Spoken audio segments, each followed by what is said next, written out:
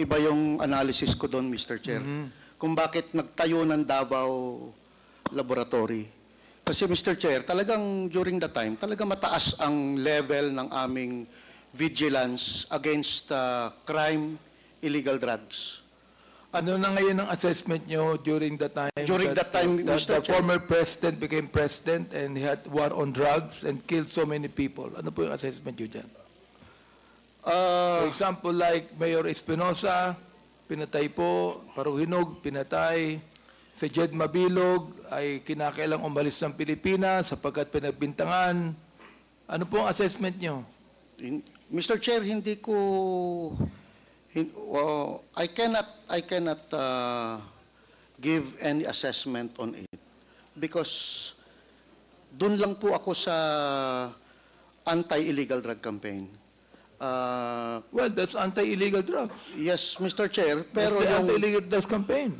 pero wala pong actual na ebidensya Ebidensya. na pwede kong ituro ang ating presidente. Oh. So, I cannot speculate on the things na wala po akong personal knowledge. No, of course, that's true. Yes. Anyway, Mr. Chairman, at tutulog ko na lang mamaya para yung ibang naman ay makapagtanong din. Thank you very much. Salamat, Congressman Abante. The next to interpolate is Congressman Ernix Junicio. You're recognized. You have 5 minutes. 10 minutes. Thank you, Mr. Chair. Just to have a clear perspective and background, I'd like to ask some few questions to Colonel Asierto. Colonel Asierto, magandang hapon po sa inyo. Just to make clear of things, dati po kayong pulis, tama po ba? Magandang hapon po. Opo. Ano po ba kayo? Nag-PNPA, PMA, at anong batch po kayo nagtapos? I belong po sa PMA class of 1989. Philippine Military Academy po, PMA? Opo, PMA po. 19... Ano po? Sa totoo po, ako po ay lagi naka-assign sa mga task forces. Hindi po ako na-assign sa station o sa probinsya. Lagi pong special unit yung aking pong assignment. At kayo po Anti-illegal drugs sa PAOP. At kayo po ay nasa ilalim ng sino pong opisyal, usually? Sa isa lang po ba kayo nasa ilalim ng opisyal o ilang opisyal lang nasa, kayo po ay nasa ilalim nila? Ang mga boss ko po ay yung mga director namin, director ng HOT o Task Force Commander, na sila General Alipay hanggat umabot kay General Bacalso, General Dick De Leon, General Kakdak. Then yung bandang huli na, ang pinakahuling boss ko po ay si Colonel Pero, si General Mijares. Yun po ang mga naging boss ko po. Alam po ba nila ang inyong involvement sa mga operasyon na ito? At alam po ba nila ang inyong mga in-expose recently? Involved po ba sila dyan o hindi po? Ako po, hindi man po ako nagtatrabaho ng di alam ng boss ko. Alam po nila lahat yon. Kung ang tinutukoy niyo po ay tungkol dun sa report na ginawa ko tungkol kay Michael Yang at kay Alan Lim, alam po yan ng aking director during that time na si Director Mijares. Meron po ba silang ginawang report tungkol dito o kayo po ba sinang nag-agree po ba sila sa inyo o sila po ba ay sumang-ayon o nakasama kayo upang expose itong mga bagay na ito? Kasayang palad po, sinabit ko po ang report ko kay General Bato, pero wala pong nangyari. Hindi po niya inaksyonan. Iba po ang ginawa niya. Ang ginawa niya is ang kinausap niya ay si Alan Lim. Imbis na ako yung kausapin na gumawa ng report, si Alan Lim ang kinausap niya. Then, nagbigay din po ako ng report kay Director General Aquino ng PIDEA. Sa kanya naman po, in fairness po sa kanya, pinatawag niya ako, kinausap niya ako, in-explain ko sa kanya yung report ko kung paano ko nakuha, at ang sabi niya, ipapaabot niya sa Malacanang. Pero, nung pumutok na po ito, medyo nag-deny po siya na ang sabi niya is hindi niya maalala kung kanino niya binigay sa Malacanang. Nakakapagtaka naman po noon eh. Napaka-importante yung report, di alam kung kanino iniwan yung report, kanino ibinigay. Then nagbigay din po ako ng report kay General Albayalde, Chief PNP Albayalde. At nung una, dininay niya, ganun din, dininay niya nung una, pero nung sinabihan siya mayroong litrato, medyo naalala niya. So inamin din niya, pero wala siyang ginawa. Katulad nila General Bato de la Rosa, Aaron Aquino, at Oscar Albayalde, wala silang ginawa doon sa report ko. Talagang tinabayaan nila yung report. Then, hanggang sa umabot na yung hindi nila ma-dispute yung aking report, ang ginawa nila is ako yung siniraan. Siniraan ako at yung team ko. At dahil nga doon, yung isang kasamahan ko na gumawa ng report, binukot, si Captain Lito Perote, hanggang ngayon nawawala. At ang isa ay binaril, namatay, si retired Master Sergeant Jerry Liwanag. Wala pong umaksyon sa report ko. Ano po ang posisyon ni Senator Bato de la Rosa nung kinausap niyo siya tungkol sa bagay na ito? Siya po ang chief painting noon, pero hindi po kami nag-usap ni minsan tungkol sa report ko. Hindi niya ako kinausap. Ang kinausap niya ay si Alan Lim o si Lin Wenxiong. Yun ang kinausap niya. Kung hindi po kayong Tapos, kinausap ni Senator Bato, paano po niya nalaman ang inyong operasyon? Nalaman niya po na meron akong report dahil meron po nagsabi sa kanya na meron akong report tungkol kay Lin Wenxiong o Alan Lim. Nalaman niya yung report ko na kay Director Tascolan. Tinawagan niya po si Director Tascolan at pinakuha niya yung report ko. Nalaman ko po ito kasi tinawagan ako ni General Tascolan. Tinatanong ako kung nag-usap kami ni Chief PNP Bato that time. Kasi bakit daw pinapakuha yung report ko. Ang sabi ko kay General Tascolan, sir, hindi po ako pinakausap, hindi ko po alam kung paano niya nalaman na meron akong report na ibinigay sa inyo. Noong pong 2017, sino po ang Director General ng Philippine National Police? Si Bato rin po ba? During that time po, siya pa po ang director. At kayo po'y gumawa ng isang Director report. General. Kayo po'y gumawa ng isang report noong 2017 na kung saan lumabas ang pangalan ng mga high profile na mga tao katulad ni Michael Yang at Alan Lim na kilalang parehong malapit kay dating Pangulong Duterte. Tama ho ba ito? Opo, at actually meron pa isang pangalan po doon si Johnson Chua. Johnson Chua. Opo, ito pong report na ito ay naibigay po kay Senator Bato noong panahon niya. Opo, naibigay po sa kanya. Pero wala po siyang ginawa. Ang ginawa niya po ay ang kinausap niya si Alan Lim. Then kinausap siya ni Michael Yang. Okay. Bakit po niya kinausap si Alan Lim? Palagay niyo? Ang alam ko po is kinonfront niya si Alan Lim at umamin si Alan Lim sa kanya na siya yung nahuli sa Cavite na laboratory na ang pangalan na ginagamit niya doon ay Wen Li Chen. So nga pala, kaano-ano mo si Miss Roslyn, kaano-ano mo si Alan Lim? Your Honor, hindi ko po kilala si Alan Lim. Hindi mo kilala? Hindi po. Okay. So, Colonel Asierto, yung pong Dumoy raid. Kailan po nangyari ito? Dumoy raid. December 31 po, 2004. 2004. Sino po ang Opo. ang Director General ng Philippine National Police noon at that time? Si General Aglipay po. General Aglipay. Okay. Meron nga po kung isang tanong doon, no? Sino po ba ang mga taong binantayan ninyo sa inyong surveillance? Tungkol dito. Ang prominent po doon na pangalan ay si Alan C. Alan C. Opo. Nasaan na po siya ngayon? Wala na po. Nasa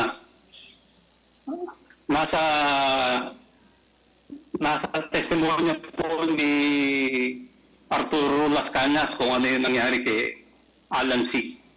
Okay, Colonel Asierto, pakibanggit nyo nga po sa amin sa Quadcom kung ano ang koneksyon ni Michael Yang sa drugs at ang koneksyon ni Michael Yang sa dating Pangulo. Si Michael Yang po ay nung iniimbestigahan po namin yung sa Domoy noong 2004, si Michael Yang po ay hindi namin nakikita. Kasi po ang participation niya ay nagsimula o yung aming surveillance is nagsimula noong October 2004. Pero ang participation ni Michael Yang, base dun sa informasyon na nakuha namin, is nagsimula siya noong August. Ang participation niya is siya yung tumanggap ng dalawang 40-footer container van na naglalaman ng mga saring-saring gamit ng mga chemicals at equipment at mga ibang produkto na ginamit sa pagtatayo ng laboratory sa Domoy at yung doon sa nahuli sa Cagayan de Oro. Yun ang participation ni Michael Yang sa Domoy. So, August siya nag-participate, pero during our surveillance nung October hanggang mabas namin nung December 31, hindi namin siya nakita. Si Michael Yang po ay una kong natanggap ang information sa kanya noong April 2016, campaign period. Ito po ay ipinakita sa akin ng litrato na magkatabi si Michael Yang, si then presidential candidate Rodrigo Roa Duterte at si Bongo na nasa loob ng isang pribadong eroplano. Yan po ay 2016. Ang sabi sa akin ng asset is magkaibigan si Michael Yang at si then Mayor presidential candidate Duterte. So, nung matanggap ko po yung informasyon dahil 2016 campaign, hindi ko po muna ginalaw kasi parang hindi pa ho hinog yung informasyon. Nung manalo na si Pangulong Duterte at nasimula na yung war on drug na maraming namamatay, sinimulan ko na po yung aking betting doon sa informasyon na natanggap ko tungkol kay Michael Yang. So, base doon sa betting na ginawa namin, meron kaming nakausap na isang tao na meron ding involvement doon sa pagtatayo ng laboratory sa Domoy noong 2004. Nagkataon na natagpuan siya ni then Captain Lito Perote. So kinausap namin siya sa Davao noong August 2017. Nag-meet kami doon. So, kinausap namin siya. Colonel Asierto, hindi pa kayo nakita ni Michael Yang kahit minsan? Ay, hindi pa po. Si Alan Hindi Lim, pa po. nakita na ba kayo ni Alan Lim? Ay, hindi pa rin po. Hindi pa rin Okay, po. meron kaming picture dito na kasama ang dating Pangulo. Can we get the picture there? Na kinakausap niya si Michael Yang. at si Alan Lim. So, ibig niyong sabihin, Colonel Asierto, sa inyong investigasyon, na talagang nasisiguro nyo na may koneksyon ang dating Pangulo sa mga illegal na gawain ni Michael Yang at ni Alan Lim. Meron po ba? Sigurado po ako dahil po doon sa nangyari sa akin at nangyari doon sa mga kasamahan ko, very obvious po na siya yung pinotektahan niya si Michael Yang at si Alan Lim. Ano pong nangyari sa inyo? Yun po ba ay ginawa sa inyo o dinicide ninyo o ginawa po sa inyo sapagkat nakita nyo ang involvement ng dating Pangulo dito kay Michael Yang, kay Alan Lim, nakita nyo na hindi pinansin ang report ninyo ni Senator Bato, karon din po si ang iba pang mga Director General. Yung parang lumabas po kasi nung hindi nila ma-dispute yung aking report kasi supported naman po ng mga dokumento. May mga warrant of arrest si Johnson Chua, merong court decision si Wen Lichen o si Alan Lim sa Cavite. So, hindi nila ma-dispute yung report eh. Ang ginawa nila is sinira nila kami. Naglabas sila ng white paper against us, ginawan kami ng matrix. Sino pong gumawa nun? Sino pong gumawa ng mga yan? Alam niyo po ba? Kilala niyo po ba kung sinong gumawa sa inyo ng mga white paper na yan? Sila po ba ay nasa loob ng Philippine National Police? Sila po ba ay mataas na opisyal ng Philippine National Police? Meron po akong suspecta kung sinong gumawa, pero hindi pa po kumpleto yung aking ebidensya, pero alam po namin na siya yung gumawa, kaya hindi pa po kumpleto. At yan pong white paper ay ginamit ni Pangulong Duterte nung nagsalita siya sa General Santos. Yung papel na winawagayway niya na sinasabing kung ano-ano tungkol sa amin, na ako raw nag-smuggle ng AK-47, nagbigay daw ako ng baril ng AK-47 sa NPA, nakikidnap daw kami. Pidea Wilkins Villanueva. Pidea Wilkins, can you say something about this? Pagkat iyong sinabi na walang kinalaman si Michael Yang sa drugs. So, will you please answer this?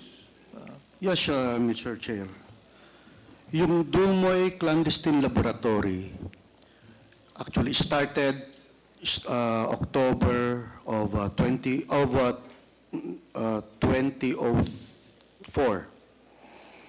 The information came from the Drug Enforcement Administration ng United States of America.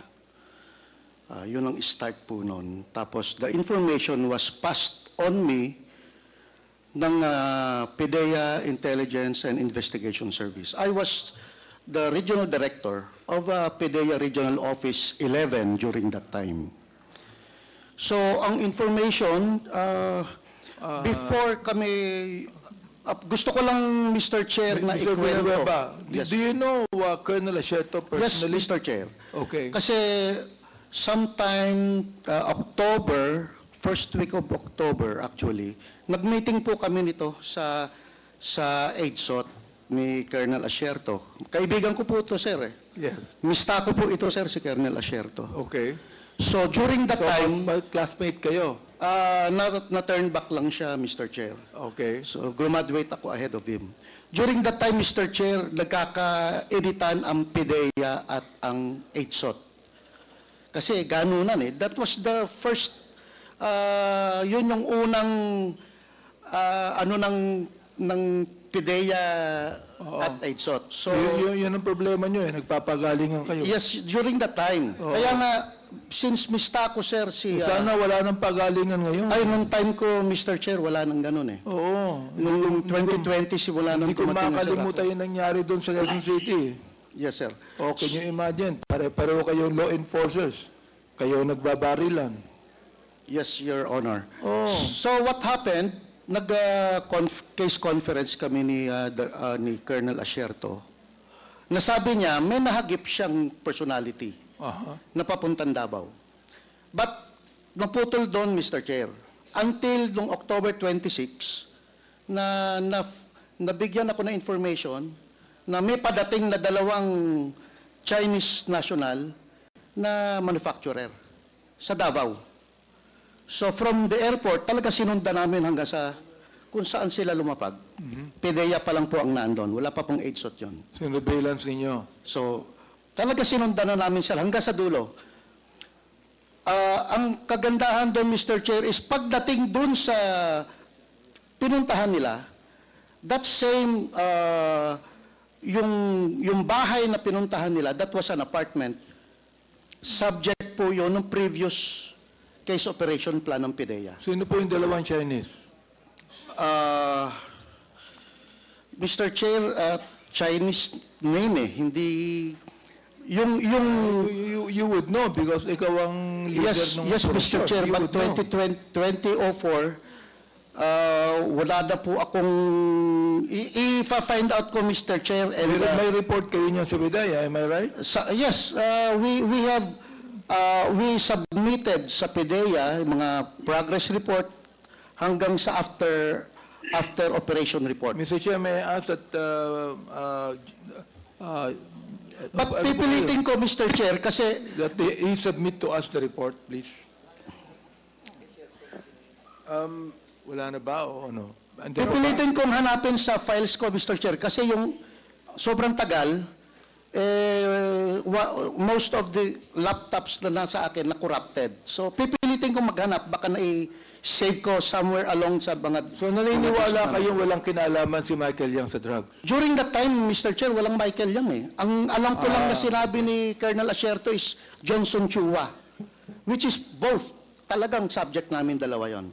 But there was no Michael Yang during that time. Colonel Asierto, what can you say about that? Sa sinabi ngayon ni General Wilkins. Ano po? Ano masasabi? Totoo po yung kay Michael Yang na talagang hindi na namin nakita nung mag-start kami mag-surveillance noong October. Kasi nga po, ang sabi nung may confidential informant Panther na August nung tinanggap ni Michael Yang yung 40-footer container van. Yung sinasabi niya naman po tungkol doon sa information na galing USDA, tama po yun, galing USDA. Sa akin po ibinigay. Ang information na ibinigay sa akin ng USDA is nagbigay siya ng isang number, nag-load number, na ang last 4 digit is 1988. Kaya medyo natatandaan ko po. So very Totoo po yun, General. 1988. Totoo. Yes, Mr. Chair. Okay. Binigyan nga ako ng log doon ni Colonel Asierto about that. Okay. Na yung information niya, na yung log na yon, tumumbok na sa Davao. So doon kami nagkatugma. So doon kami nag-collaborate, Mr. Chair. Anong ibig sabihin yung nasa Davao, General Villanueva? Yung user nung number na binigay niya is naandun sa Davao. Therefore, yung pong drugs nasa Davao. I don't know, Mr. Chair, but yung personality Hindi mo na alam. gumagamit ng telepono na yon is na-trace sa Davao, Mr. Chair. Kaya pumayag ako makipag-collaborate kay Colonel Asierto because, Davao to. So, sa akin, lahat ng pertaining sa Region 11 is under my area. So, ito daw, Mr. Chair, yung sinabi namin, pwede itong first time na to mag-collaborate ang PDEA at police. And it happened, Mr. Chair. Hanggang ilang taong kayo ron? Sa Until 2008, Mr. Chair. 2008. Yes, yes. So, where were you when the former president became president? Nasa regional office 10 po ako, Mr. Chair. You were as a still regional active at director. that time. Yes, yes. Mr. And you Chair. are the, Regional Director of Regional Office 10. are you also involved, sa PIDEA pa rin, di ba? PIDEA? Yes, yes, Mr. Chair. Okay, so